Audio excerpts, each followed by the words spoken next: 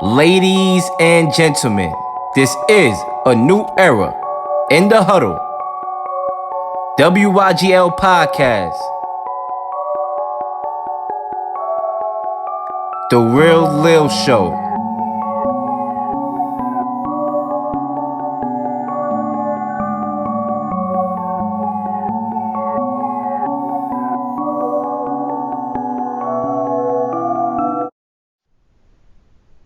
Ladies and gentlemen, it is about that time, baby. In the huddle from the crib. COVID-19 episodes, as me and Leel like to call them, because, well, pandemic's going on, man. We can't be in any type of studio, so we might as well do it from home. And without further ado, I'm Kenny C. Alongside me, per usual, is the real Leel and a special guest, good friend of mine, Dean, otherwise known as Dean.O from Dallas, is here. Yes, sir. And you know what? With all that's going on, it's never too out of the room to show positivity. You know what I'm saying? To get on the live, to do a video for the people, for the sports fans out here, because I myself is a sports fan. I know both of y'all are sports fans. We was talking sports a whole hour before we even started recording. You know what I'm saying? And we just want to be here for the people, and we might as well get right to it. Last night, I don't know who's been living under a rock, but boxing has returned last night. It was finally, for the boxing fans out here, boxing has returned. And obviously, it's new look boxing. It's not the same. We didn't see no fans in the stands. Ladies, what y'all thought about? What y'all thought about the scenery and how it looked and the protocols, the safety protocols that they were taking? Dean.O, you want to take the first stab? Yeah, so I think like the safety protocols, like it looked really good. It looked a lot similar to what the UFC did. It looked like the fighters were really like didn't even look like it bothered them that they were fighting the pandemic. And like Shakur, he fought really well. He showcased his lightning fast footwork, his counterattacking, and yeah, he fought really well. And I was impressed to see it. So it's gonna be interesting to see where he goes next. Maybe challenge for a belt at super featherweight. I mean, I don't know. We'll see what happens. And I was interested, like you said, Dean, it looked like it didn't faze them at all. Like, even when they had them coming out, each fighter, and there was no crowd, obviously. You just had the one manager just clapping it up. And they didn't even care. You know, they were just ready to go. Stevenson went right at him from the jump. I thought Caraballo, man, and by the way, everybody, I'm just now getting into boxing, like, now. I watched Floyd versus Pacquiao back in the day. You know, I'm not as big of a boxing fan as these two, but these two gentlemen got me into it. Leel texted me last night to watch this fight. Yes, I was texting both of these fellas, and I liked it, man, so I'm definitely going to keep watching. But my take on it, I thought Caraballo, man, he came out strong. He tried to come out strong against Stevenson, but I feel like, you know, Stevenson, like Dean, like you said, his footwork was just so fast that he was not able to keep up at all. He got the for lack of a better phrase, he got the shit knocked out of him in 6 rounds, honestly. And credit goes to Stevenson, Shakur Stevenson. You know, named after Tupac Shakur. You feel me? Coming out with a Tupac song. If I was him, I probably would have been Hail Mary or Hit Me Up. Hit him up, should I say. But shout out to this brother for saying, look, there's no fans out here. But I'm not going to be Mr. Pretty Boy. I'm not going to be like, all right, I want to fight with fans. You see Teofimo Lopez. I'm not fighting Lomachenko without fans in the stands. Hey, listen, I'm going to be the one to bring boxing back to headline the main event as boxing returns from this pandemic for the boxing fans to show that, listen, I'm all about my craft. He came back and he fought a good fight. His hand speed was out of this world. I was watching this guy. He looked good. His hand speed was crazy. And he was throwing a lot of different combinations. And obviously, like you said, Kenny C, I'm trying to pronounce his brother's name. Caraballo. Right, Caraballo. Caraballo, I think is how you pronounce it. He tried to come out. He tried to come out swinging early in the first round, but obviously, Stevenson was too much, and then he obviously hit him with that deadly body shot to the rib cage, caved the brother chest in.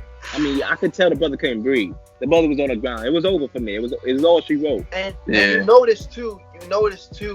Once Stevenson noticed that, you know, Caraballo had the head pretty much covered up all the way, like any great boxer, he starts going for the body. And like you said, Leel, once you saw him open up at the end, it was over, man. And mind you, before that, they had to back him up because he hit him with a little bit of a low blow. Once I saw that, I was like, all right, whatever this man ate for lunch even yesterday is probably stirring around right now. This man got the wind knocked out of him. Yeah, he did. He did. And it's like what you said.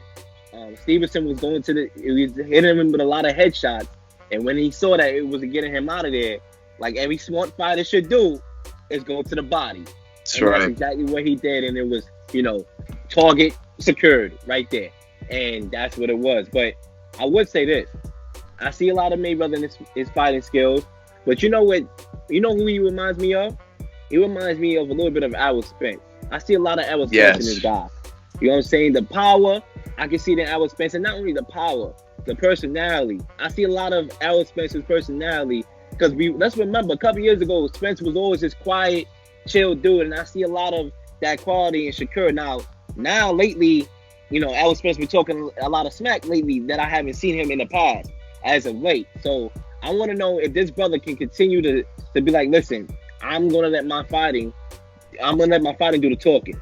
You know what I'm saying? Because when those checks start coming in, we got to see. But I like this brother. I thought, he came and he did what he had to do. He went to the body and he won the fight. What you think? Oh, yeah, definitely. I mean, when he knocked him it was a left hook to the abdomen, I believe. And he put him right down. I was like, oh, this fight's over. But definitely, like, the way Shakur is able to set up his counterattacks and his attacks, when he's always slipping punches and he's always on the move. He's got great cardio. He's just running around all the time.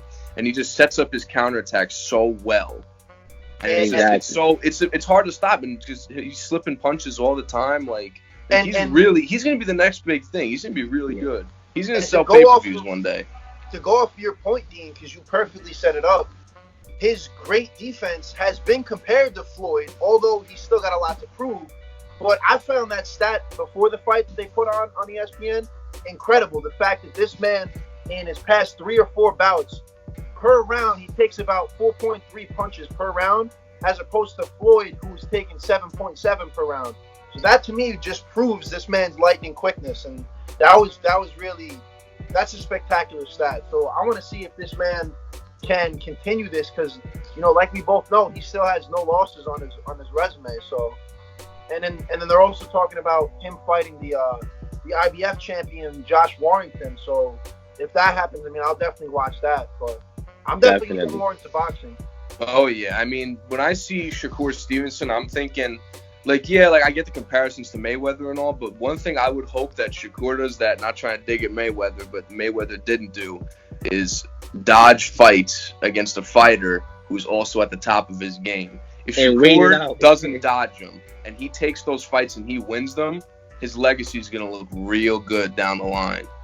And I think that's a fair point to bring up because we all know Mayweather, as great as Mayweather is, not knocking Mayweather here, but he did have a history of waiting out certain fights. So hopefully Shakur will definitely go after these big fights when it's the right time to do it because you never know when you can take an L from somebody and get an upset and that whole main big fight that you were supposed to be waiting for gets ruined. So we'll see. That's right.